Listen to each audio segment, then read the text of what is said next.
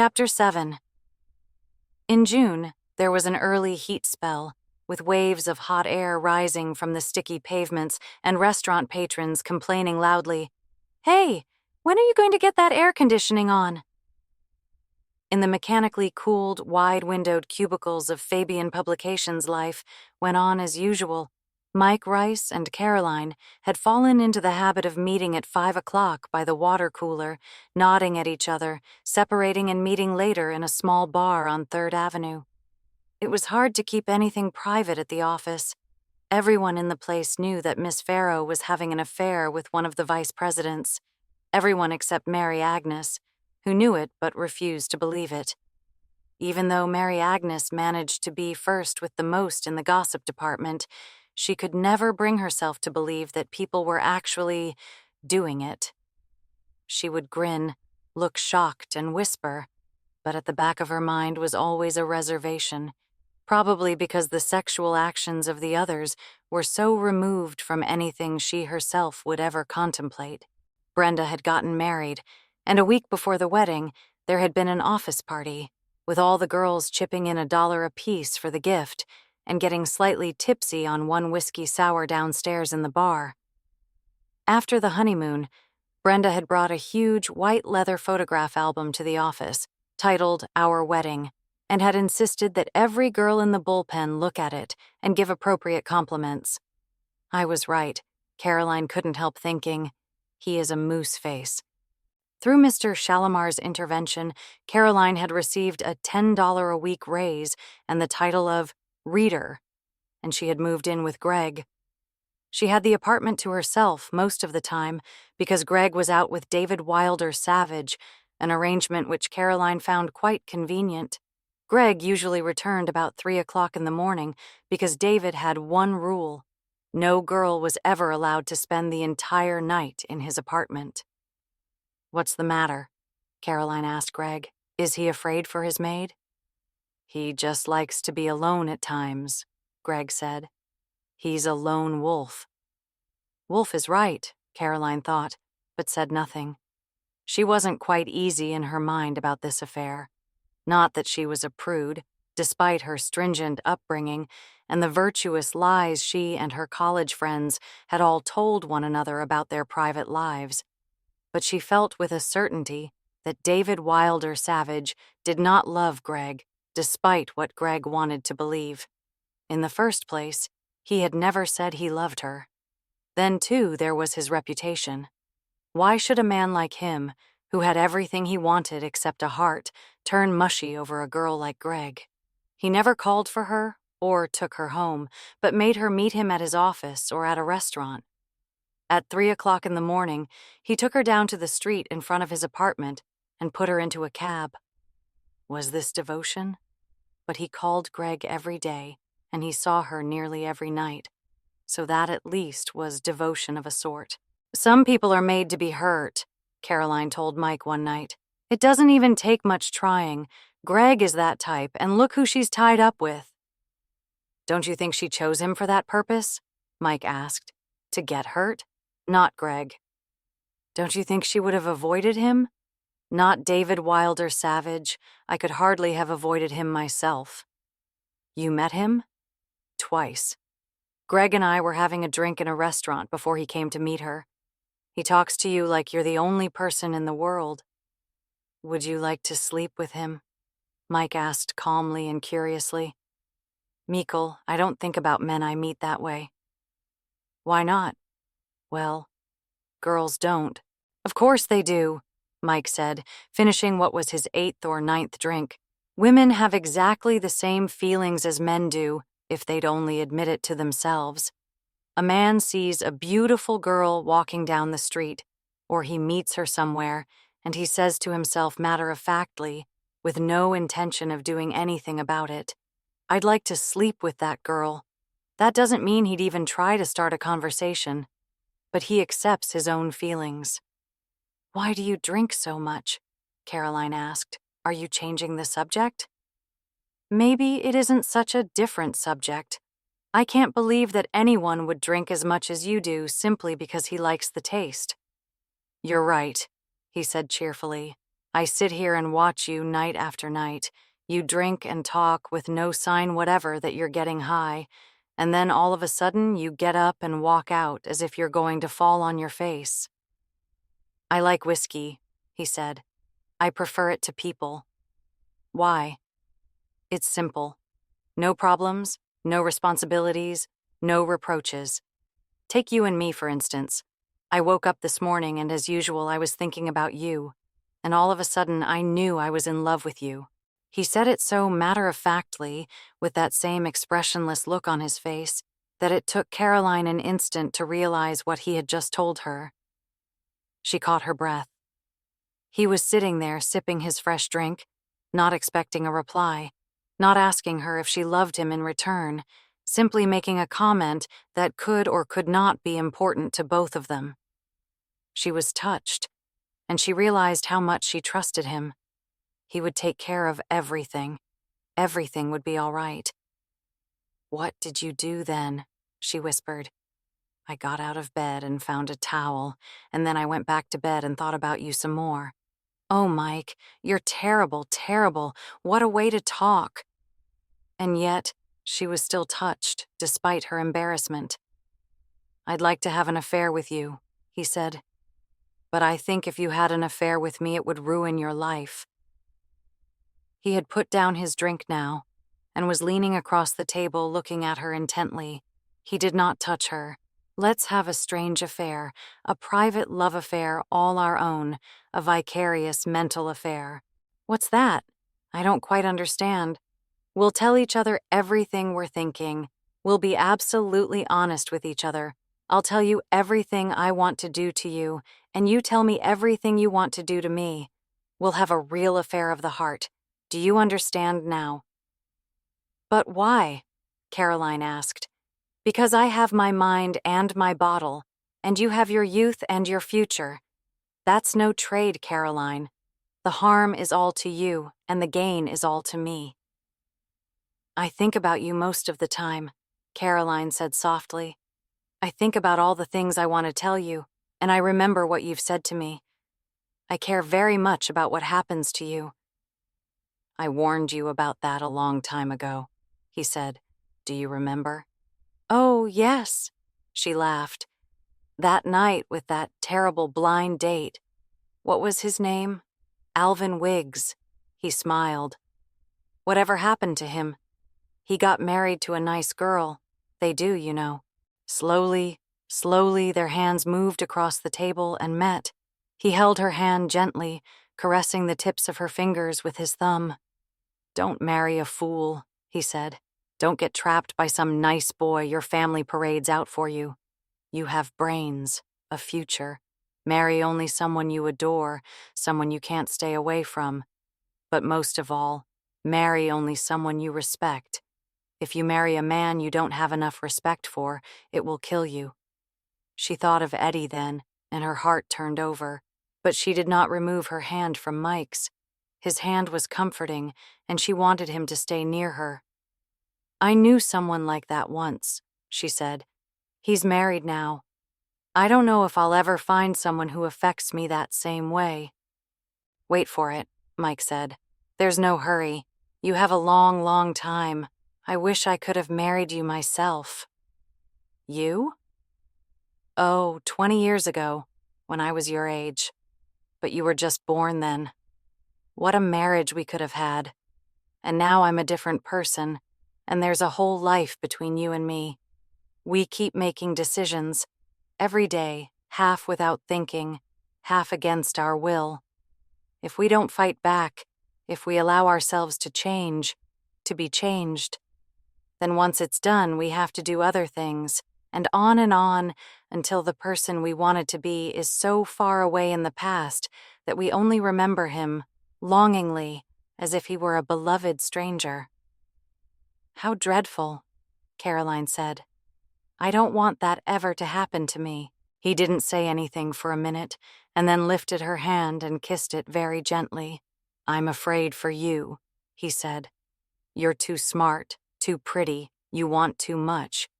You know, There's a wall in Italy covered with bits of feathers and blood because thousands and thousands of sparrows hurl themselves against it every year and are killed. Why do they do it? Who knows? You know who are the lucky ones. The Mary Agneses of this world. Mary Agnes has her whole life figured out. Get married next June, save her money, plod along in her job, never look to life to give her anything more. She's the poor little product of training and ignorance and habit, and she's smarter than any of you. I had plans like that once, Caroline said. Well, maybe we all get one chance to be a Mary Agnes. You lose it, and that's it. You're on the way. But you see, if you were a real Mary Agnes, you'd find a second chance, even if it wasn't as good as the first. That's just what you told me not to do, Caroline said. I'm drunk, said Mike. He stood up. Let's go. I'll take you home. He took her to her house and stood for a moment at the foot of the stairs outside. Think about our affair, he said. All right. He looked at his wristwatch. It's 11 o'clock. I'll be home in my hotel and in bed by 11:30. I'll think about you then. Will you think about me? Yes, she said. Think about me from 11:30 to 12, he said. And tomorrow when I see you, you can tell me what you thought and what you did. What should I do? She asked curiously. Whatever you want to, he said very solemnly. And then he touched his lips in a little salute and walked quickly away into the darkness. Upstairs in her living room, Caroline put on her pajamas and drank a glass of milk. She kept her wristwatch on and looked at it every now and then as she sat on the edge of her studio couch bed. He must be home now, she thought, in that dismal hotel where Mary Agnes said he lived. Perhaps he was stopping for a last drink at the bar. She was not in the least sleepy, and she thought she might wait up for Greg, read a magazine, listen to the radio, or take a bath. She was supposed to think about Mike, but what could she think? She was not accustomed to being told to think about someone at a specific time, and all of a sudden it seemed a difficult thing to do. It was easier to think about herself. Did she love him? No, not the way she had loved Eddie, or the way she had loved anyone in her life. He fascinated her, and she thought she might be happy if she could fall in love with him, despite his warning. She did not know any other men who understood what she was thinking. Mike seemed to be able to look deep into her heart and see not only what was puzzling her, but give her the answers as well. In her mind, she could hear his voice again as he said, I knew I was in love with you. She said the words over and over to herself and found them both exciting and comforting. If she could love Mike, it would be the only exciting thing in her present life, she knew, and knowing it, she was half in love with him already. With any other man, she would not have dared to think of falling in love, much less try to fall in love with him. But she felt utterly lulled and cared for. Mike was older. He was perceptive. He would never desert her as Eddie had done. He would never marry her either, but she was so young, only 20, and she had a long time yet before she had to think seriously of marriage to anyone. It was a relief to put it off, to think of emotions and new feelings without worrying about any permanent attachment. She never really thought of Mike in a physical sense. She could not even imagine him kissing her on the mouth. What she thought of was the challenge of him as a person, as a companion, as her dearest friend, and as a lover on a plane she was only beginning to know existed. She could not tell Greg or even April about any of this. They would never understand. And Caroline was not so sure that she herself really understood. It was midnight. She didn't want to wait up for Greg now. She wanted to go to sleep as quickly as possible so that she could keep all her thoughts to herself. The idea of having to talk about trivialities with anyone at this moment, even a close friend like Greg, seemed a heavy imposition. Caroline turned off the light and curled up in her lumpy bed and found herself dreaming of Mike, not quite sure if she were awake or really asleep. From then on, it became easier to fall into their game. or their affair, as he continued to call it.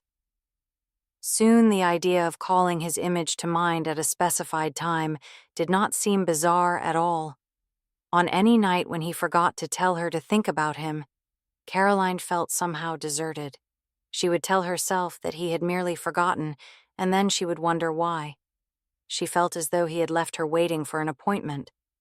As for Mike, she knew that he had a more pronounced physical reaction to these thoughts of her than she did to her thoughts of him. When he told her what he did about it, she was appalled. "Why?" he asked. "But that's so. That's for children, little boys, adolescents."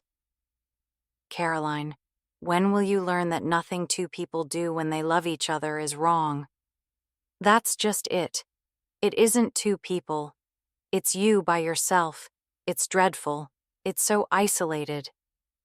"It isn't isolated because it brings me closer to you.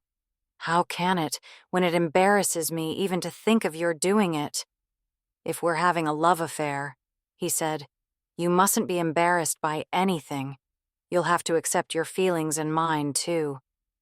"Sometimes I think it would be better if we really had an affair," she said. "Rely on me," he said ruefully. "It wouldn't. This way, nothing can touch you. Nothing can hurt you. That's all I'm concerned about, not hurting you." For the moment, Caroline could not protest. She could only be grateful. He never took her to his room, nor would he come to her apartment. They sat in bars, Third Avenue saloons with sawdust floors, the Fabian Bar in the darkest corner, sometimes some of the cocktail lounges in Radio City. They often ran into people who worked at Fabian, whom Mike knew, and after a while Caroline realized that the office gossip probably assumed that she and Mike were having an affair with each other. It was ironic, she thought, because they so obviously were not, and yet there was an intimacy growing between them that could never be called merely a friendship.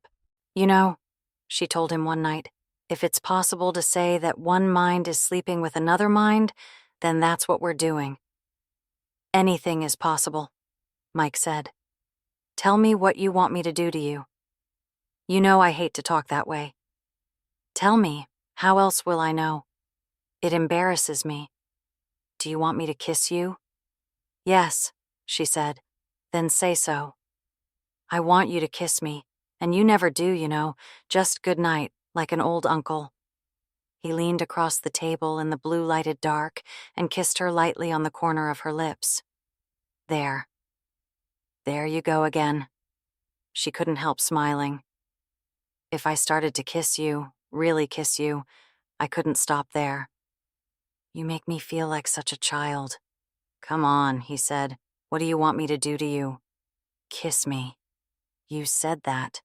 She looked down at her hands, clasped on the tabletop, very white against the darkness of the cocktail lounge. It was dim light, meant to be seductive, and there was nostalgic, unrecognizable music playing somewhere nearby. Mike looked so much younger in this vague dimness. He looked almost 30, and what was so wrong about being 38? He was still in his 30s, and you couldn't say that someone in his 30s was so terribly old for a girl of 20. "What else?" "You know." "Do you want me to touch you?" "Yes." "Where?" At times like this, Caroline was so annoyed at him, she was sure that she did not love him, and yet she was powerless to stand up and walk away. His voice and his words held her captive because they were the words of love spoken in the tone of love, and they had become important to her because they came from him. Perhaps she did love him. Certainly she could think about no one else. And whenever she found herself out on a date with one of the boys she had met since her broken engagement, she found herself comparing him unfavorably with Mike. They all seemed so dull, they could not stir her as he did simply by touching her hand. Because now, at last, she was thinking of Mike in a physical way, and she wished that he would simply neck and pet with her, as Eddie had, without all this solemn talk of affairs and ruining lives. "You have to hold my hand while I'm telling you," she said. He reached out for her hand and grasped it very gently, and the tremor she felt from his touch reached all the way up her arm to her breast. "You're ruining my vocabulary," she said, smiling. "I'm beginning to shock people without realizing it." "Who? That flighty roommate of yours?" "No, not Greg. My mother and father. I went home to Port Blair last weekend and we were having a simple conversation at dinner. Or not so simple, really, because everything my mother and I talk about lately has overtones, and I looked up and saw her face looking aghast. She's not quite sure what I'm doing here in New York. She keeps saying, "I hope you're meeting nice boys." She says, "I hope you're having lots of fun," all with a little rise in inflection at the end of the sentence, because it's really a question, not a comment. And then I said something you'd told me. I can't even remember what it was. It was something that seemed so natural when you and I were speaking together, and my mother raised her eyebrows and drew in her breath and said, "Caroline, where do you get those ideas?" "I suppose your mother wants you to get married as soon as possible," he said pleasantly. "Then she thinks you'll be safe at last." "Yes, but only to someone whom she would consider a good catch. My mother doesn't want me to marry just anyone for the sake of getting married." "What about love?" "Oh, that too, but my mother thinks a sensible girl will fall in love with the right person." "It's so easy, isn't it?" he said, "to tell someone else what is the right thing for him to do. There's no emotion involved, and you see right and wrong clearly." "Like Mary Agnes," Caroline said. "Do you know how I see you?" he asked. "I see a little girl sitting on a rock in a glade near a forest.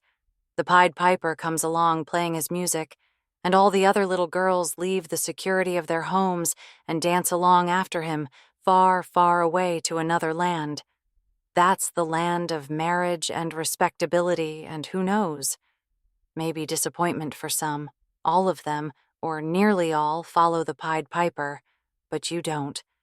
Then along comes Pan, grizzled and hairy, with a leer on his human face and the sweet music of the pipes of Pan in his mouth.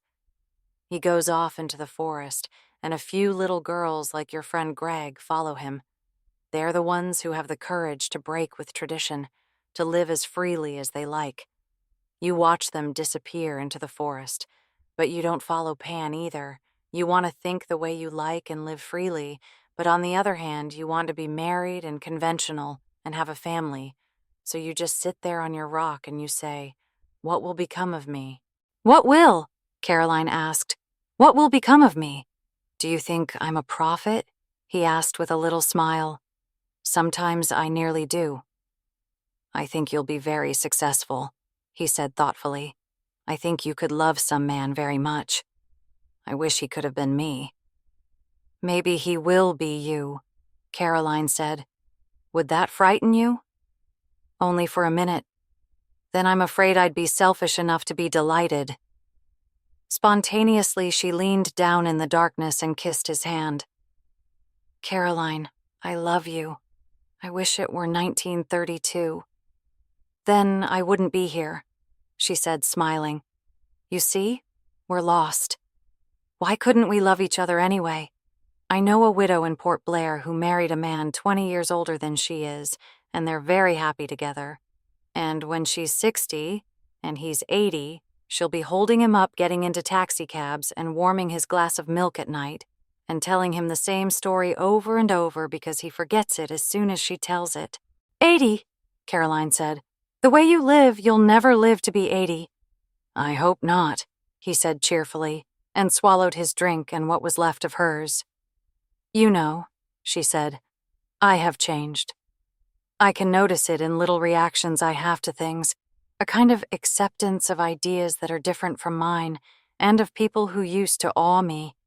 And all that in the 6 months we've been friends. 5 of those 6 months we would have been married to each other," he said, "if we had been luckier." It was the first time he had actually spoken of marriage, and Caroline was startled. He loved me long before I loved him. she thought in surprise. Longer than I ever suspected. She wondered what it might have been like to be married to Mike Rice. She could do things for him, make him drink less, give him a real home. Look, she thought to herself, here I am again, being the little girl on the rock, dreaming of domesticating this renegade, and yet he appeals to me so because he knows so much of life. I can just see him in my living room at Port Blair, Sunday dinner with the in-laws. What are you laughing at? Mike asked. Myself, I guess, she admitted, for daydreaming. The last weekend in June, all the employees at Fabian, from the vice presidents down to the shipping clerks, were driven out to the country in chartered buses for the summer office party. It had been a tradition of old Clyde Fabian's to have the party at his golf club on the Hudson, and even though he was ill and incapacitated, he insisted that the tradition be continued. The party was held on a Friday, starting at 10 in the morning, the last work day of the week, so they all could have their hangovers on their own time the next day. There was softball, swimming, golf, a huge outdoor buffet lunch, liquor, dancing, and a return trip to the city at 6 o'clock in the evening. Caroline went with Greg, April, and Mary Agnes. You know, Mary Agnes said, at my girlfriend's office they have the nicest thing. They invite all the husbands and wives and children to the office party, so they can all be together. What? Said Greg. And cramp everyone's style? The girls laughed, except for Mary Agnes. I think it would be more fun, she protested. Last year, when I was wearing my bathing suit, Mr. Shalimar kept making remarks about what nice legs I had, until I thought I would die of embarrassment. This year, I almost didn't bring a bathing suit. Just think, April said. This is my first office party. All of ours, Caroline said. I'm dying to see a real Eastern country club, said April. Are the drinks free or do we have to pay? Greg asked. Free, said Mary Agnes, and everybody gets so drunk it's terrible. I can't wait, said Greg.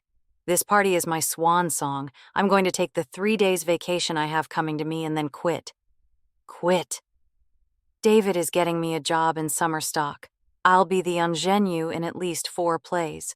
Not only is it real, genuine United States money, but I'll only be in Connecticut, so I'll be able to see him. That's wonderful, Mary Agnes said. I never would have asked him for a favor, Greg said, but he suggested it. Isn't he a darling? Imagine David Wilder Savage opening doors for you that way, April breathed. You're so lucky. It's marvelous. There was not a trace of envy in her tone, but only awe and pleasure at Greg's good fortune.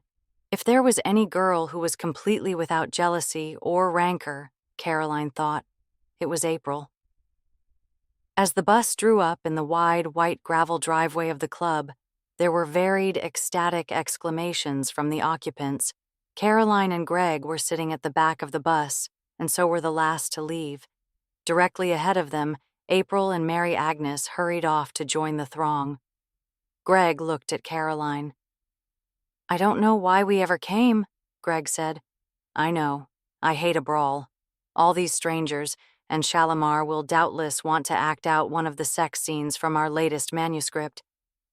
Do you think he can? Greg asked.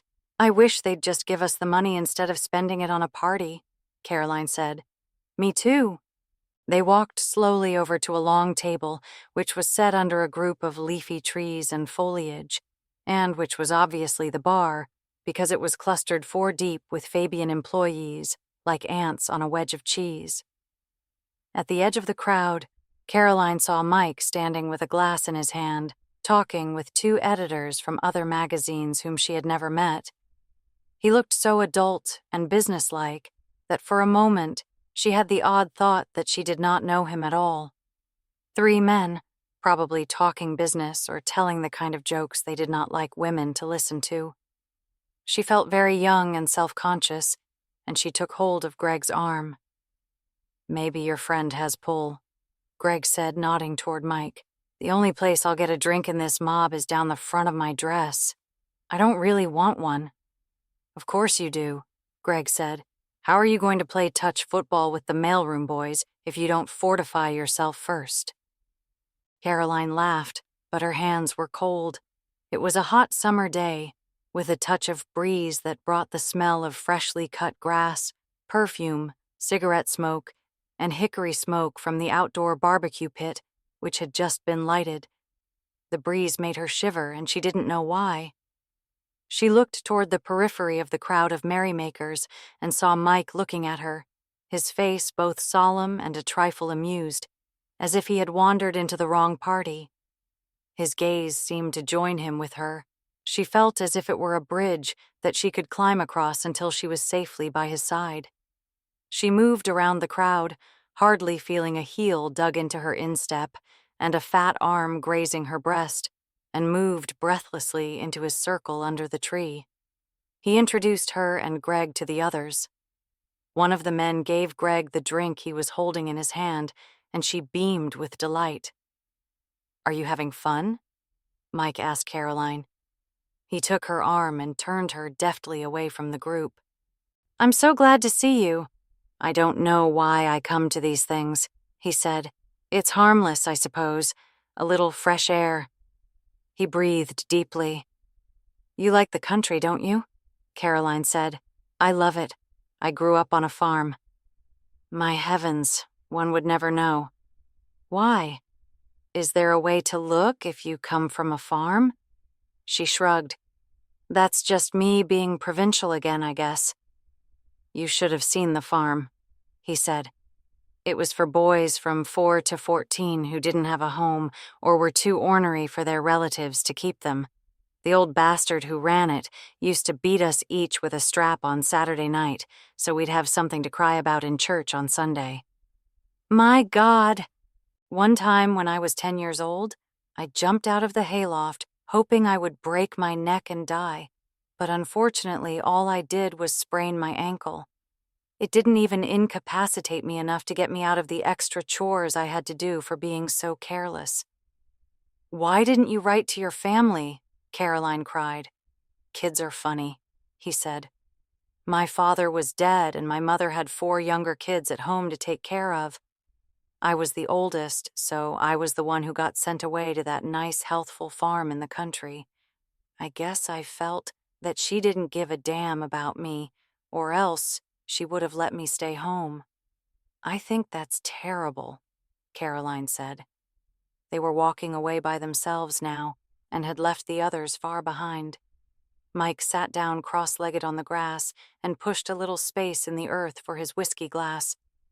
Caroline sat down beside him and tucked her skirt around her legs. "I guess it's ironic," he said, "that now I'm the editor of a religious magazine.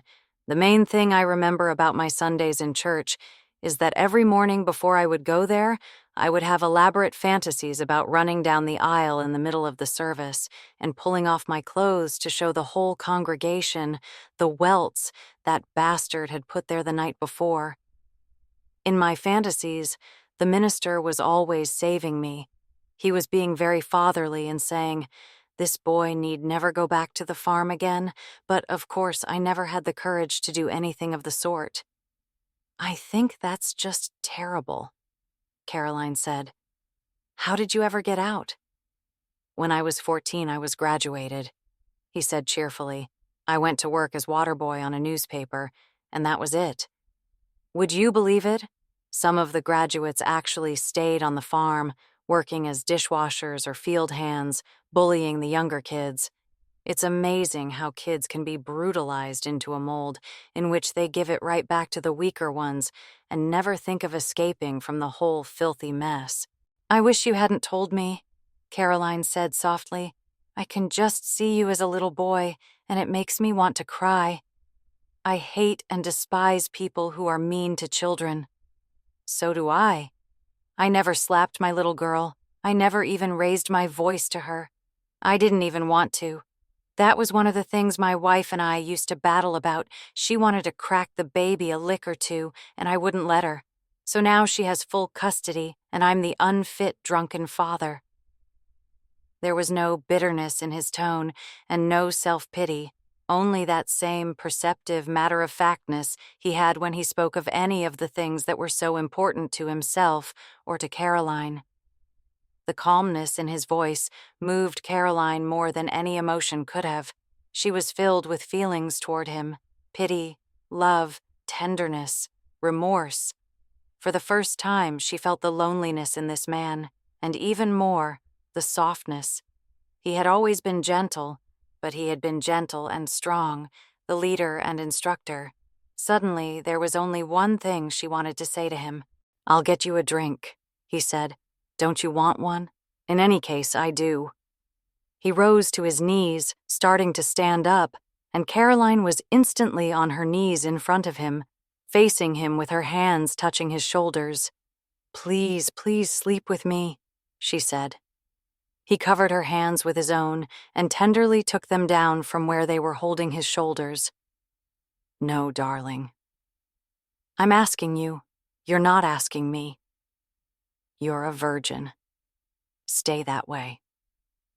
"I always wanted my first love affair to happen spontaneously," Caroline said. "If you're going to argue with me, then it won't be spontaneous and you'll ruin it."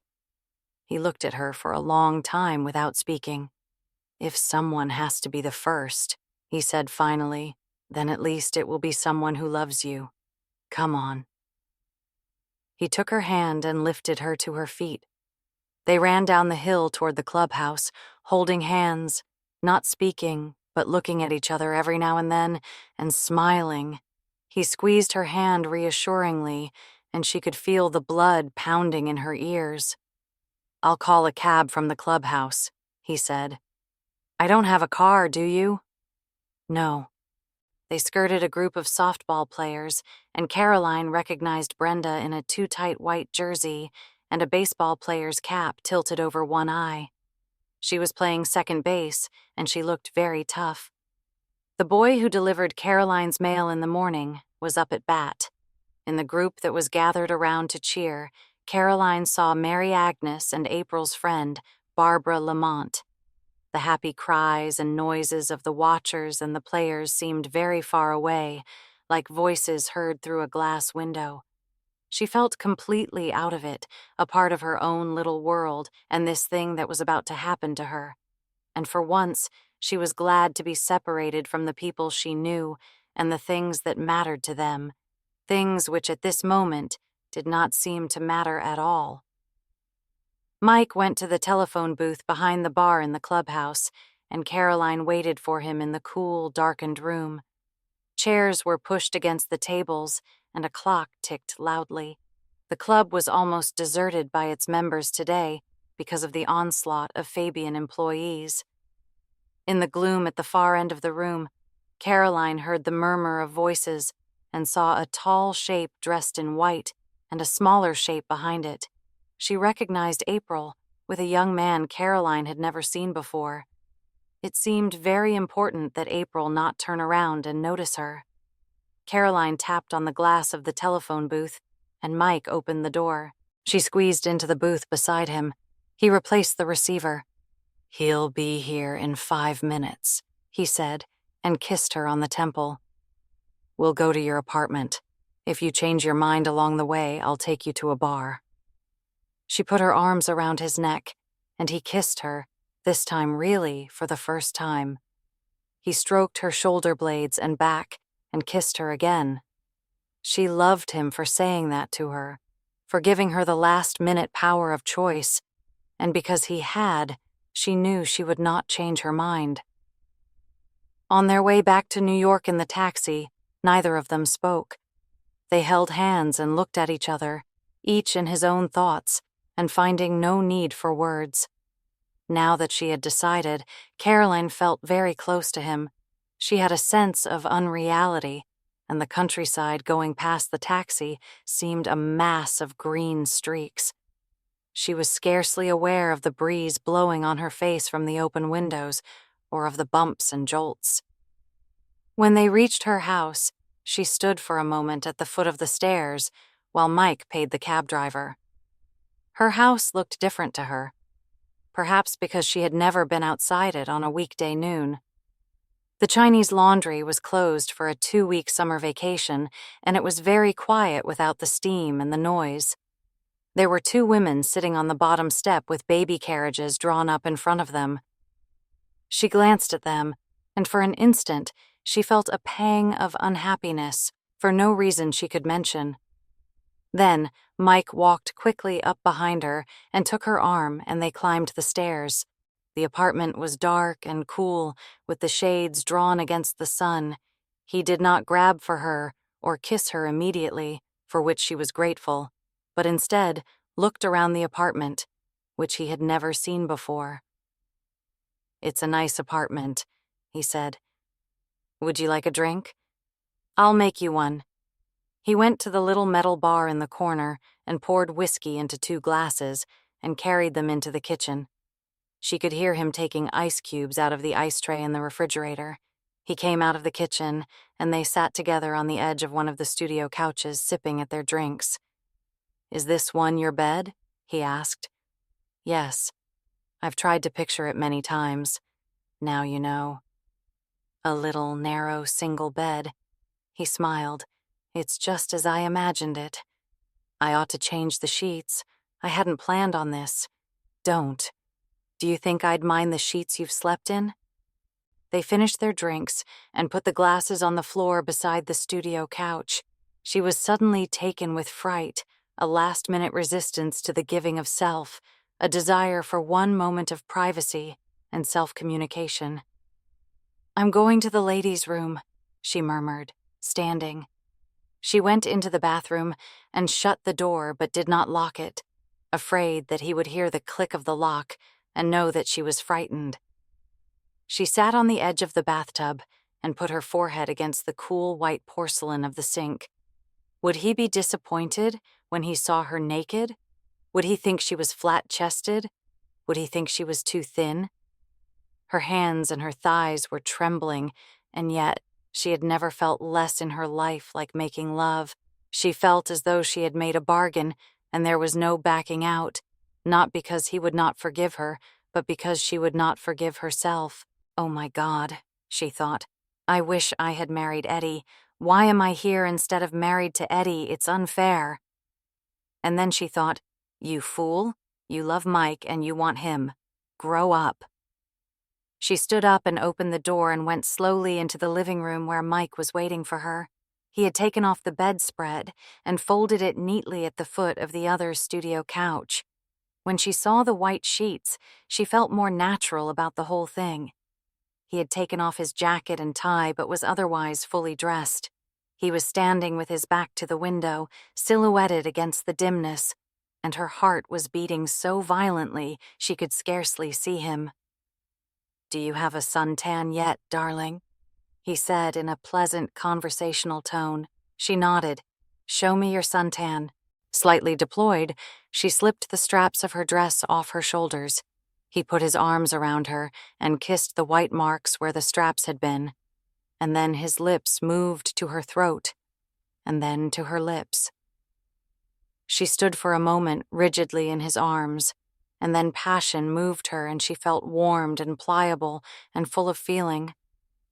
She wound her arms around his neck like some sinuous plant and opened her mouth for his kisses, feeling as though she would like to be welded to him forever. He moved away from her then, and she heard the faint rustle of cloth as he dropped his clothes on the floor. She was afraid to open her eyes for a second, and then she did, and she was not disappointed. She closed her eyes again, as if that would somehow make her invisible, and slipped out of her dress and crinoline and underpants and kicked off her shoes, standing there in front of him with nothing on at all and clenching her fists so that she would not do something stupid like hold her hands in front of herself. "How beautiful you are," he said. She opened her eyes. "You don't think I'm flat-chested?" "You have just enough." He took her hand and led her to the bed, and they lay there together with their arms around each other, still kissing. She realized with a start of pleasure that she had forgotten what a man's skin felt like, and yet Mike's was different than Eddie's. He had more hair on his chest. What a marvelous feeling this slight roughness was, better than silk, better than clean sheets, better than anything she could think of. He began to kiss her body then, and she allowed him to do anything he wanted to, not moving, not touching him, except to keep her fingers gently on the back of his neck as long as she could. "Hold me," he said. She did. "Now," he said. It was not a question or a command, but simply a statement that it was time for the mystery to be ended and the deeper, newer mystery to be revealed. She closed her eyes and waited, feeling her whole body waiting at the edge of passion. She had not believed anything could hurt so much. It was as if he were trying to drive a spike through a solid wall of flesh. Involuntarily, she gave a cry. "I'm hurting you. I'll stop." "No." She gasped with the pain, and she knew that he heard her, but she could not help it. Suddenly, there was nothing there to hurt her, nothing, and he was holding her in his arms, with his face buried against her neck. "I'm sorry," he said. "It's all right. It's all right," she whispered over and over again. "I'm glad you stopped." But she wasn't glad he had stopped, and she knew that he knew it. "It'll be all right in a minute or two," she said, and reached out for him. Then she knew it would not. "I couldn't bear to hurt you," he said. She kissed him on the corner of his mouth very softly, the way he used to kiss her. "Men are complicated, aren't they?" she said. He laughed a little, a laugh with not much humor in it. "Yes." He got up then and went into the bathroom, and Caroline pushed the pillow to the head of the bed and leaned against it, hugging her knees. She looked at her knee, and then she put her tongue out and licked it, tasting it.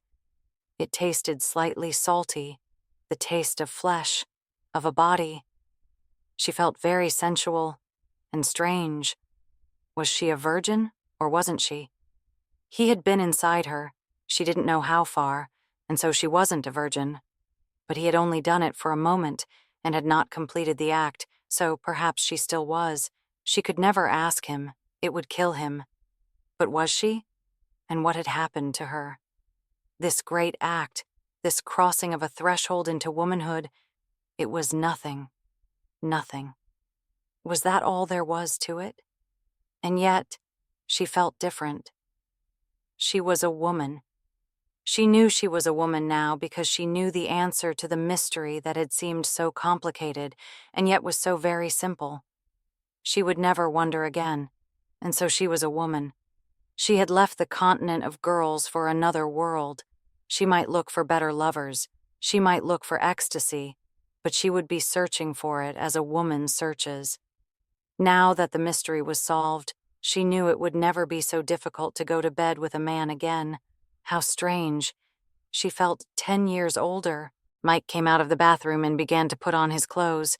"Come on," he said. "I know a nice place where we can have lunch. You must be starved, it's 2:00. She dressed, and they did not look at each other. When they went downstairs into the hot, quiet street, she took hold of his hand, but it was as a friend, and without desire. She wondered if she would ever desire him again. He whistled for a taxi and helped her in, and they rolled down the windows and joked and laughed together, and he lighted a cigarette for himself and one for her. How strange, she thought, that this virile, sophisticated man could change so much in just the kind of situation one would think would be his forte. She knew then that the old wives' tales are sometimes true, that absolute innocence is its own protection, but only with certain people,